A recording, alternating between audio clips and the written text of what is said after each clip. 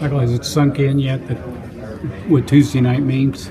Not necessarily. I think it might sink in a little more after the game, but as of right now, Tuesday night means it's an opportunity to get a victory on our home court, one more of those under my belt, and that's what I'm really focused on. What have you learned in your time here? I've learned a lot. I've learned a lot about myself as a man and as a basketball player. Learned, what it takes to win, at a high level, and just what the opportunity really is. Growing up, you always want to play in a place like this, play for a coach like this, and have great teammates like I've been fortunate to have. So there's a whole lot of learning that has taken place over the past 2 years, and I don't think I'll forget any of it. Following up on John's question, you say you've learned a lot as a man. Can you talk about that? Coming in here as a basketball player, I kind of knew who I was, but as a young adult, I was still growing, still continuing to grow. But I've been placed under, being able to play under Coach Cal and his system. It really teaches you a lot, not just about basketball, but about life. He's setting you up to succeed in more areas than just basketball.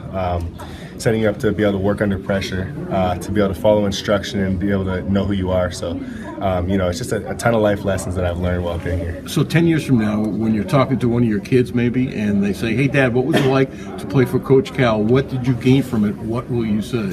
I'll tell them it was real. It was real the whole time. Coach Cal keeps it real with every one of us. He doesn't sugarcoat it. He just kind of tells it how it is and tells it how he expects it to be. And, you want to live up to that type of expectation. And so, I think I'll just tell him it was real. Was there anything in particular that surprised you in your time here?